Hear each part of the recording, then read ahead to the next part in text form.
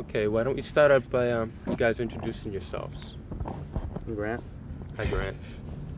And you are? My name's Greg. Hi, Greg. How are you? That's bad. What's Hi, happening? Bob. I'm Jeff. Hey, Jeff. Who's your cameraman? This is B. Say hi to B. Hey, B. What's happening? Um, All right. How did you guys start out and when? How did we start up? How did Hüsker Dü start up? March of '79, we were kind of like friends and stuff, and we nipped that in the bud real quick and started a band. Yeah. Got all that friendship stuff over with, and now decided to go now we're work. pros.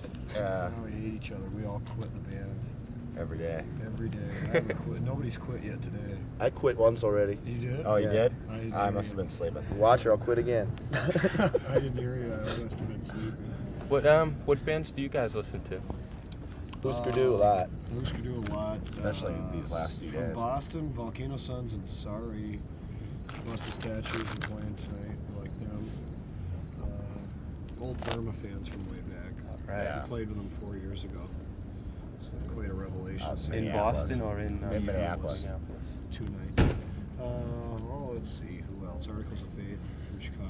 Soul Asylum. Soul Twin Asylum. Cities. Minneapolis bands are like Soul Asylum, Ground Zero, Rifle Sport, Man Size Action, Otto's Chemical Otto's Lounge. Chemical Lounge. Let's see, further Liquid down, Adult Jazz Ensemble. further down the line, go to like Texas, Big Boys and Butthole Surfers.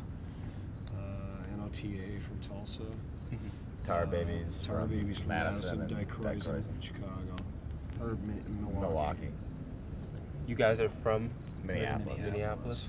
What you guys must run into a lot of different scenes, like punk cliques.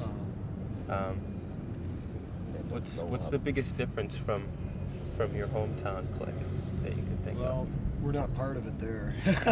So, as all the new punkers hate us.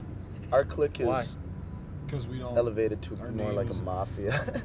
Yeah, we're more like a mafia type organization now. We hold controlling interest in all the good bands in town, and they resent us. of? Uh-huh. No, seriously.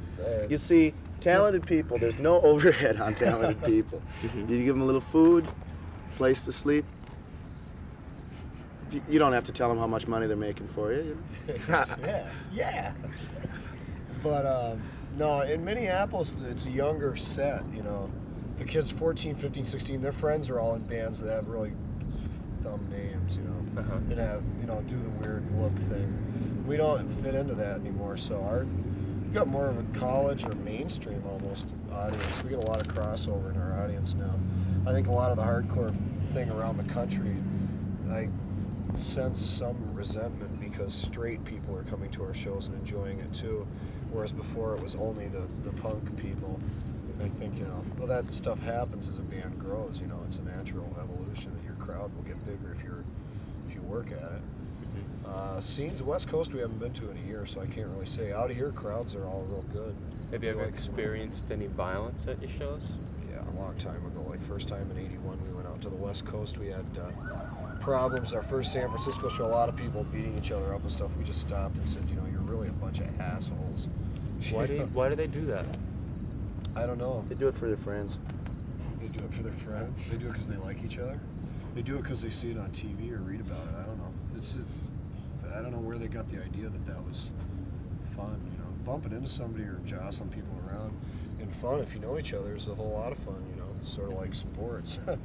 Yeah. Use that word. I don't like that, but well, you know, I get people mindless people that see something on TV that they think it's all violence and stuff. You know, they think, oh, let's go to the show and bring a ice pick or something, you know, or a Luger. Yeah. I'd like to take an opportunity to sound old here for a minute. It's like the kids that hate us the most, I think, in our hometown, or let's say, not hate us, but resent maybe it's our popularity or the styles that we've adapted to, are like, maybe have seen us once.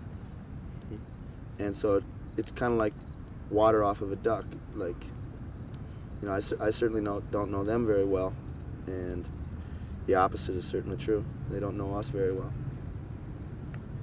And they've grown up listening to hardcore, and they expect little else from a band. than just to stand there and scream. Yeah, anytime you introduce diversity or different influences into a genre of music that's so limited, people will get confused. They'll reject it. They'll criticize it. They'll do a lot of negative things towards it. You know, it's basically, and we've been in a band for 5.5 years now. Hardcore was, I thought, real important 2 or 3 years ago. It was a real fresh thing, and it was supposed to be no rules, And now there's a certain standard that some people still follow. I'm not making a generalization, but some of the people that are involved in hardcore have a real limited view. It's got to be a certain way. The presentation is real important. The visual, the clothing is a statement and all that. I don't think so. I think the music is, you're a musician first. You want to be a politician, go run for office.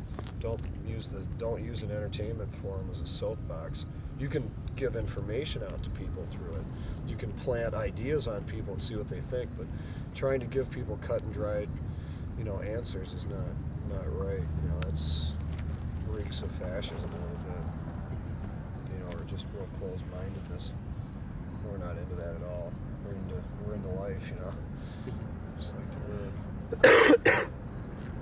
Okay. I really don't have any more questions. Thanks a lot, guys. Let's just do a funny dance. Yeah, sure. Break dance? Yeah. Do some break dancing there, boys. Thanks a lot, really. Yeah, thank you. Again and again. What's good is just to write a song right off the top of your head and then try to figure out what it means. That's not good to do, They tell artists not to. But it's kind of like dreaming out. Yeah, exactly. I write a lot of my stuff free thought. I just pages and pages and then take excerpts of it and adapt it. And then you'll find a meaning in there. You'll find a number of meanings or a number of metaphors or imagery that you can use. Just try to adapt it and then make the music fit it or vice versa. That's the best way to do it. I think that's my way of doing it, anyways. Well, The best way for me. No, it's just It's like when I have to jack Can't off a sit down lot, I and write a write good sad song. songs. And when I get laid, I write happy songs. You can't sit Sometimes down when I'm and talk. sleeping, I have a wet dream and I wake up and there's a song written there. It's a bad joke. Interesting But way.